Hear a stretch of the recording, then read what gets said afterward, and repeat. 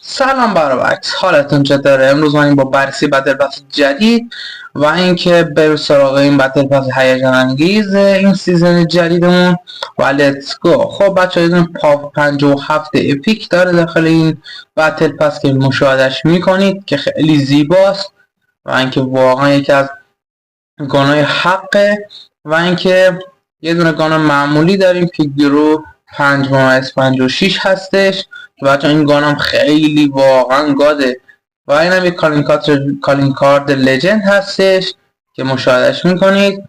خب بریم جلوتر. یه دونه بکپک خیلی قشنگ داریم که بچه مثل چیز فضایی طوره، خیلی قشنگه و اینکه می مشاهدهش میکنید که خیلی قشنگه. و یه دونه پروفایل داریم، پروفایل اپیک، اینویت به پروفایل و اینکه یه دونه برچسب داریم یا همون اسپری. نمیدونم بچه شما چی داخل کامنت بگین بهش چی میگین. و اینکه باز یه گان پیک داریم که اینا مشاهده میکنیم بچه ها، یه اسنایپ خیلی قشنگ که بچه ها فکر کنم AMR باشه اگه اشتباه نکنم، AMR. بله بچه ها. خب اینم یه اسکین دیگه شه که اینم خیلی قشنگه، نگاه کنید بچه ها، واقعا اسکین قشنگیه اینم، ولی خیلی من نیستم آخه اسکین برای مثلا برای موومنت این چیز و گیم پلی اینا جذاب نیستم چنان. مثلا با اسکین های زن و اینجور چیزا خیلی راحت تر میشه بازی کرد. اسکین های دختر و اینا دیگه خودتون هر جور مایه بعضی هم مثلا با اسکین های مرد میان بازی میکنن و این بچه از قاب اپیکشه یا همون دور پروفایل. و این هم بچه ها یه دونه گان پیک دیگه شه که واقعا این گان پیک خیلی قشنگه.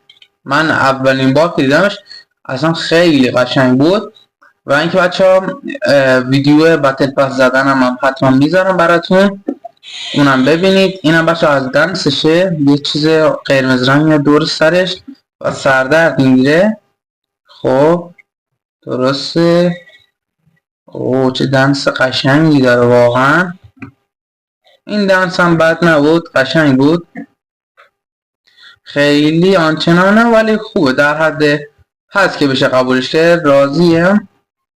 او آخرش مثل زامبیا میشه، مثل اینکه سرش داره گیج میره، اینجور چیزیه دنسه. خب اینم از دنسش بود بچه ها. بریم سراغ گان بعدی. خب که اینم یه دونه اسمارس معمولی که خیلی قشنگه واقعا، شکل کهکشان طور روشه. خب بچه اینم که میبینید هر بتل پس که بزنید سی پی رو بهتون برمیگردونه. و اینم بچه یه دونه میده بچه، اینو نمیدونم من تا حالا این استفاده نکردم، بهم بگین چه شکلیه.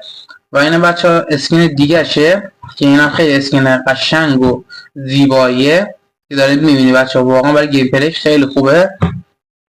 و اینکه بریم جلوتر.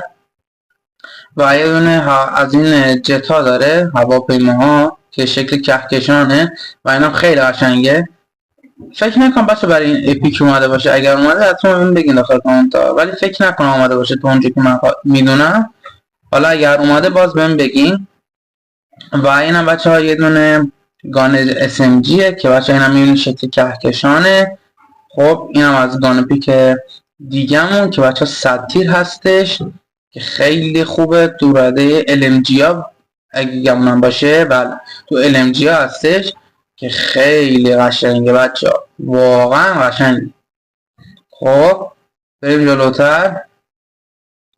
بریم ببینیم چی داریم. خب بچه اینجا میدون از این نیدایی که مثلا چند ثانیه چشاتون صفحتون سفید میکنه هست که اینم چیزه کهکشانیه. کلا بچه این بتل پاس چیزه مار فضا و کهکشان و اینجور چیزا، آدم فضایی و اینجور چیزا. که بتل پاس خیلی خوبی نیست ولی گان پیکاش قشنگه، ولی اسکیناش نه. اسکین مثلا بتل پاس خیلی زشته. اسکین اولیش مثلا اسکین سومیه که دیدیم با همون خانم قشنگ بود برای گیم پلی، ولی بقیه‌اش نه. و اینا بچه یه چتره که چترش خیلی قشنگه، اگر شد برای گیم پلی استفاده میکنم، واقعا قشنگه چترش. خب بریم جلوتر و اینم از RP 49 و اسکین آخر که بچه ها میبینید اسکین واقعا قشنگیه. میبینید همجور که دارید مشاهده میکنید اسکینش واقعا قشنگه و یه دونه گان جدید بود که براتون گذاشتم. بچه از این اسکین خیلی خوش اومده، خدایی خیلی قشنگه واقعا. نگاه کنید اصلا جذابه از این اسکین میباره. و این هم بچه از گان پیکشه تایپ 53 که بچه خیلی خیلی قویه، حتما استفادهش کنید اگر استفاده نکردین تا حالا. یکی ای تایپ 53 یکم لگ که بچه براتون اتچمنت هاشو حتما میذارم داخل ویدیو بعدی که در مورد لگ 53 کلا گرفتم و اینجور چیزا که بچه هم میبینید. اینم از یه دونه آویزونکیاشه. خب بچه اینم از این بتل پس بود. امیدوارم که از این بتل پس هم لذت کافی برده باشید. تا ویدیو بعدی شما رو خدای مهربان میسپارم و اینکه تا ویدیو بعدی پیس.